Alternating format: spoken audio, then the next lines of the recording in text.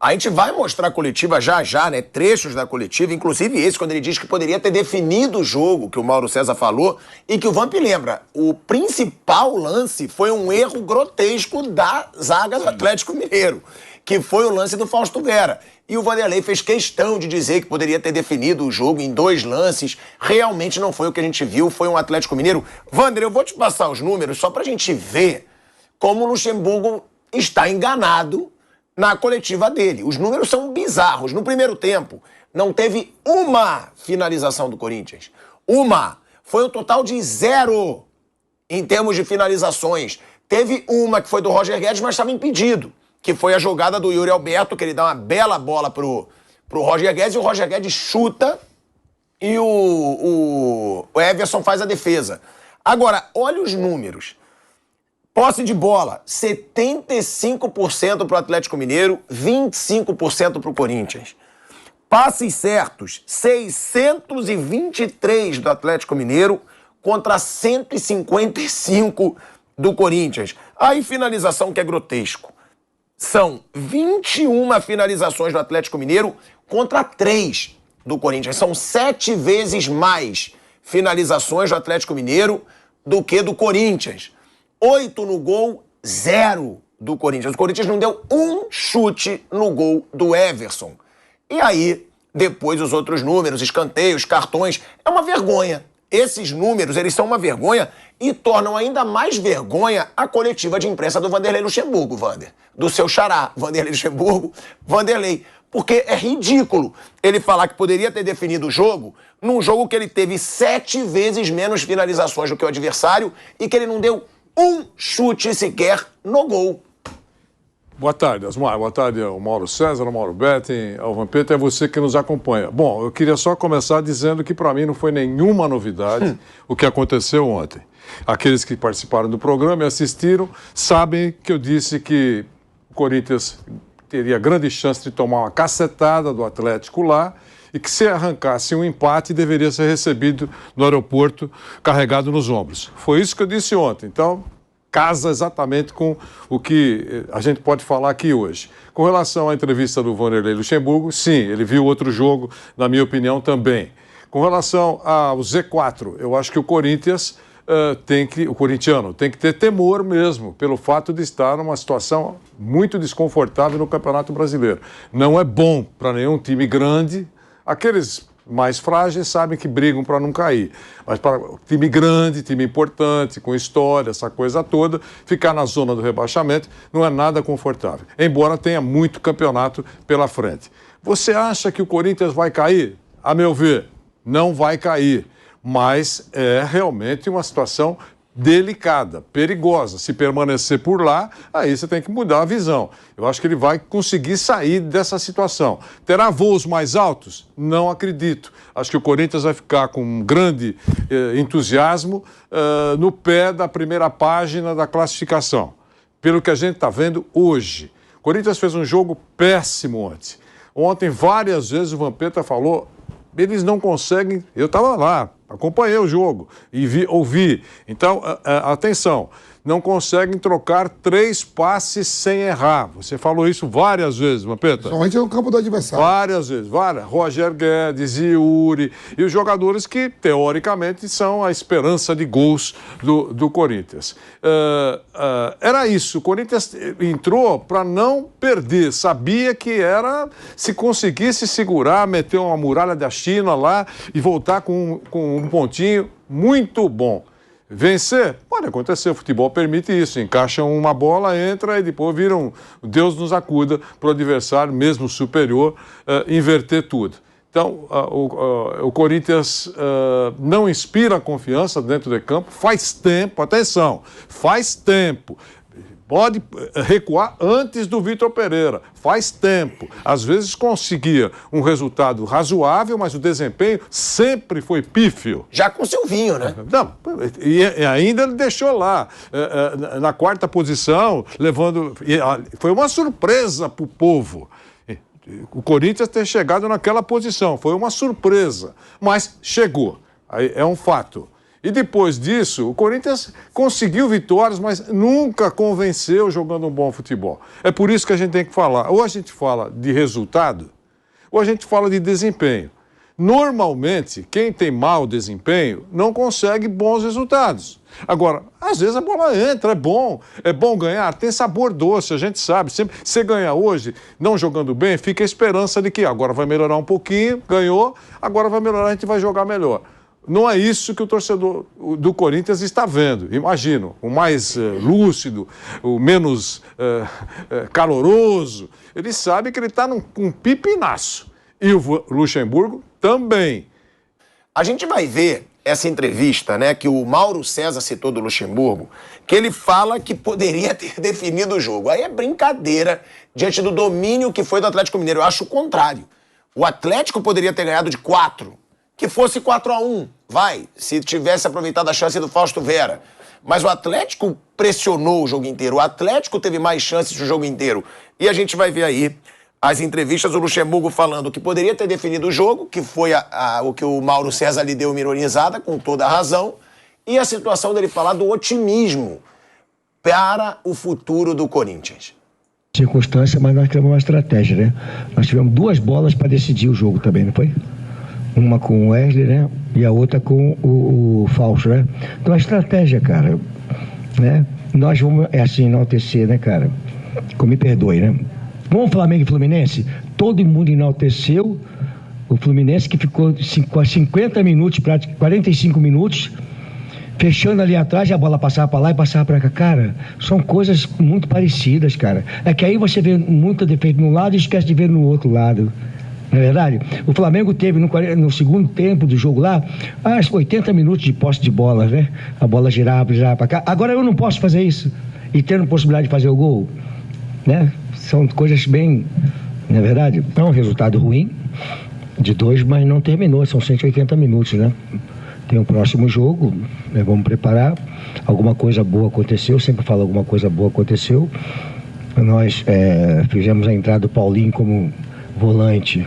Ele jogou muito bem, como conhecedor da posição, se posicionando, não teve nenhuma bola ali pela entrada da área que ele participou, desarmou, né? Deu bom passe quando teve que dar bom passe. E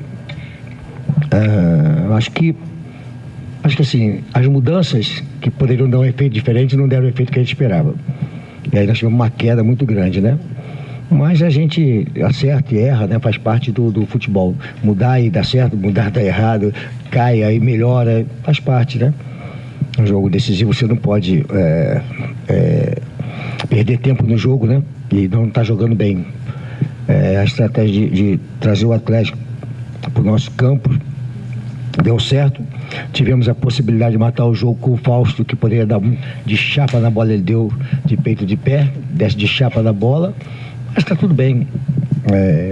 Lamentar o resultado, mas não está perdido. Tem mais um jogo, né? Mais 90 minutos. E agora é voltar e trabalhar para o próximo jogo. Uma vitória muda todo o ambiente.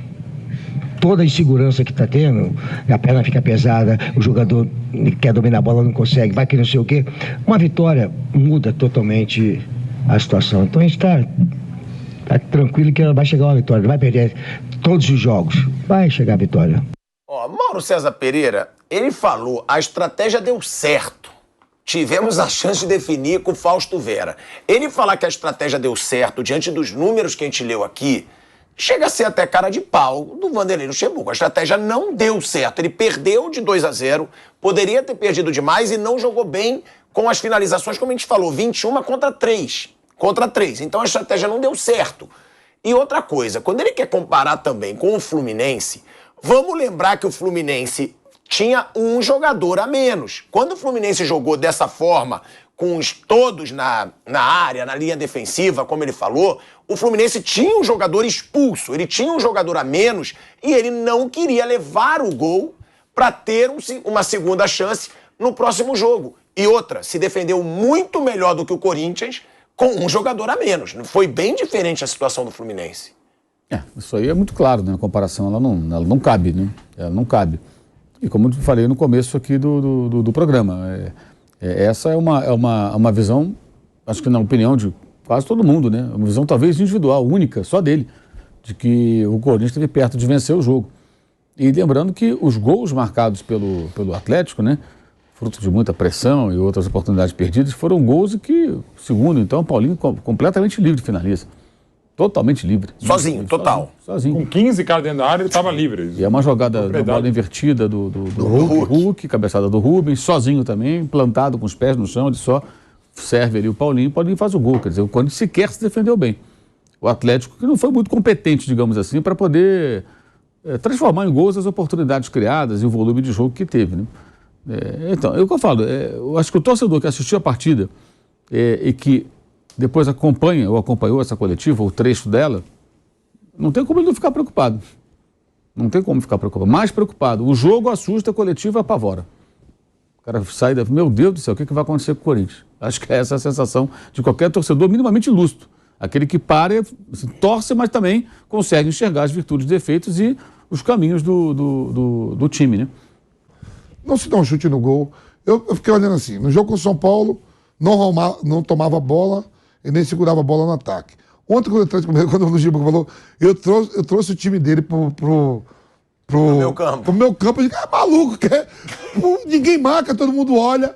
Tanto que trouxe o time, trouxe o Atlético, beleza. Pro seu campo, 2 minutos e quê? 2 minutos e 22 segundos. Você sabe quando um jogador profissional joga, um jogador de meio campo joga uma partida de 90, hoje os acréscimos são 6, 5.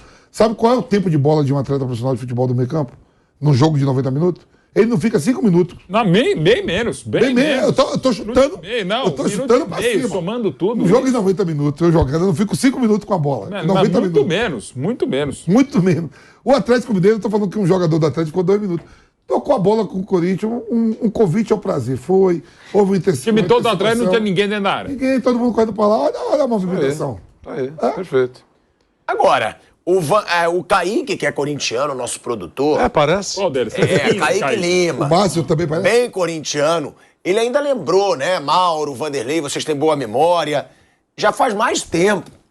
Eu falei aqui desde o Carilho. Ele falou, antes foi o Thiago Nunes, que foi também uma tragédia. O Thiago Nunes chegou do Atlético Paranaense. 2 meses pra começar a trabalhar. Não, ele chegou do Atlético Paranaense gigante. Uma vergonha, porque ele chegou e ficou, não, só vou começar no começo. Isso não existe, cara. Ali já começou tudo errado. E antes dele o Carilli, que também já estava péssimo. A passagem do Carilli... Olha quanto tempo esse Corinthians joga mal. A bola legal do Mauro, você falou um negócio que é muito interessante, porque você vê que não tem método. Claro que e um demorou, eu só posso assumir daqui 3 meses, ok? Vocês me esperam. O Luxemburgo assumiu no dia. Desceu lá. E vai. Então, não tem método. Qualquer coisa que acontece. E não é só no Corinthians. O próprio Diniz, quando chegou roda. em São Paulo, estreou no Flamengo, conversou com os caras e foi pro jogo, cara. Então, assim, é uma bagunça mesmo o futebol brasileiro. Não, agora, a do Thiago Nunes, para mim, dos tantos erros da direção do Corinthians, é aquela. Não, vai desgastar. Gente, o cara contratado pro Corinthians, fez um baita trabalho no Atlético Paranaense. Ele pode ser desgastado. Meu Deus, o cara vai treinar o Corinthians. Lógico que vai desgastar. Não, tem que ser no começo da temporada. Pode ser qualquer hora, como foi agora. É uma bagunça, assim, é um negócio vergonhoso aquilo. Mas enfim, segue o jogo. E o jogo não segue também, porque em si são 4 treinadores diferentes. O que falou o treinador do Argentino Júnior, né? Foi o terceiro jogo do Corinthians, né? Ele falou, a gente teve problemas para montar a nossa preparação, porque a gente teve que estudar o Corinthians do Lázaro, o Corinthians do Cuca, e a gente não sabia agora o Corinthians que ia estrear, porque era e não deu tempo de estudar o Corinthians do Luxemburgo. Claro, não tinha acabado de chegar. Ainda tinha a eternidade do Danilo no derby. Agora, antes da gente falar do Palmeiras, né, que venceu de 3-0, teve pênalti bem... Não vou nem falar polêmico, teve pênalti bem vergonhoso. Teve um pênalti bem vergonhoso a favor do Palmeiras, mas ganhou, propôs o jogo, mereceu a vitória apesar do pênalti, mas o pênalti fez diferença, porque foi o primeiro gol. Foi o gol, né, que muda completamente os planos do Vojvoda, do treinador do Fortaleza. Agora, antes disso, a tendência é de que o Luxemburgo deu uma sequência, aí é da sua posição, Vamp, eu também quero escutar o Vanderlei, deu uma sequência para o Paulinho como primeiro volante.